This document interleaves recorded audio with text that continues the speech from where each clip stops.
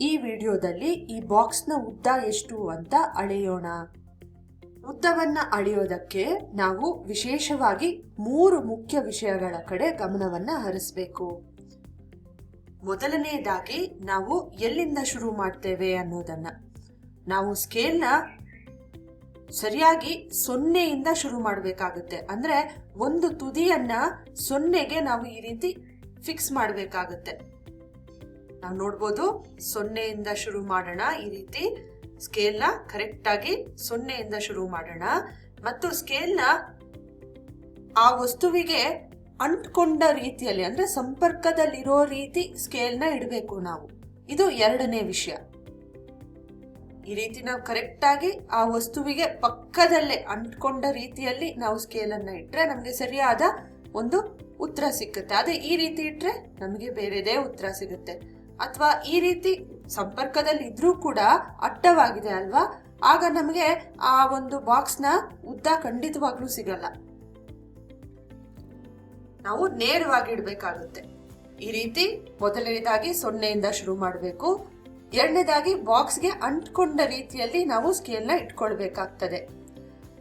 ನಂತರ ನಾವು ಇದರ ಅಂತ್ಯ ಬಿಂದುವನ್ನ ನೋಡ್ಬೇಕಾಗುತ್ತೆ. ಅಂದ್ರೆ ಎಲ್ಲಿ ಕೊನೆಗೊಳ್ಳುತ್ತೆ ಅಂತ ನೋಡಿದ್ರೆ ಸರಿಸುಮಾರು 25.1 ಅಂತ ನಾವು ನಿಖರವಾಗಿ ಹೇಳಬಹುದು. ಇನ್ನು ನಾವು ಗಮನದಲ್ಲಿ ಇಟ್ಕೊಳ್ಬೇಕಾಗಿರುವ 3ನೇ ವಿಷಯ ಬಂದು ನಮ್ಮ ಕಣ್ಣಿನ ಸ್ಥಾನ.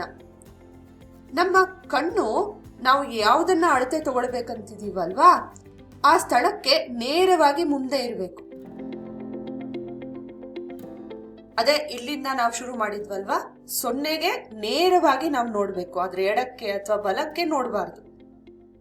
ಅದೇ ರೀತಿ ಅಂತ್ಯ ಬಿಂದು ಅಂದ್ರೆ ಕಡೆಯದಾಗಿ ಸಿಕ್ಕುವ ಒಂದು ಸಂಖ್ಯೆಯ ನೇರವಾಗಿ ನಮ್ಮ ಕಣ್ಣನ್ನ ಇಟ್ಕೊಳ್ಬೇಕಾಗತ್ತೆ. ಆದ್ರೆ ಎಡಕ್ಕೆ ಅಥವಾ ಬಲಕ್ಕೆ ಹೋದಾಗ ನಮಗೆ ಬೇರೆ ಅಳತೆ ಸಿಕ್ಕತ್ತೆ.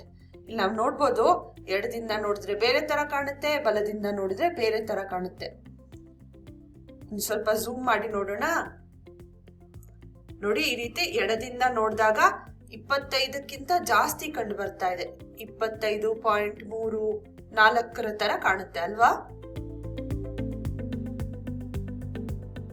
ಇನ್ನು ಬಲದಿಂದ ನೋಡಿದ್ರೆ 25ಕ್ಕಿಂತ ಕಡಿಮೆ ತರ ಕಾಣ್ತಾ ಇದೆ.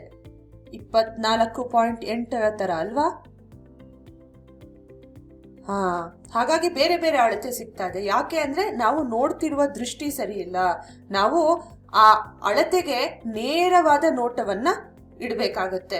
ಆಗ ನಮ್ಗೆ ಕರೆಕ್ಟ್ ಆದ ಉತ್ತರ ಸಿಕ್ಕತ್ತೆ. ಇಲ್ಲಾಂದ್ರೆ ಬೇರೆ ಬೇರೆ ಅಳತೆನೆ ಸಿಗತ್ತೆ. ಆದ್ರಿಂದ ನಾವು ಯಾವಾಗ ಒಂದು ವಸ್ತುವಿನ ಅಳತೆಯನ್ನ ಮಾಡ್ತಿದೀವಲ್ವಾ, ಅವಾಗ 3 ವಿಷಯಗಳ ಕಡೆ ಗಮನವನ್ನ ಹರಿಸಬೇಕು. ಮೊದಲನೇದಾಗಿ 0ಯಿಂದ ಪ್ರಾರಂಭ ಮಾಡಬೇಕು. ಎರಡನೇದಾಗಿ ಸ್ಕೇಲ್ನ ವಸ್ತುವಿನ ಸಂಪರ್ಕದಲ್ಲಿಡಬೇಕು. ಮೂರನೇದಾಗಿ ನಮ್ಮ ಕಣ್ಣನ್ನ ಸರಿಯಾದ ಸ್ಥಾನದಲ್ಲಿ ಇಡಬೇಕು. ಅಂದ್ರೆ ನಮ್ಮ ನೋಟ ಆ ಬಿಂದುವಿನ ನೇರಕ್ಕೆ ಇರಬೇಕು.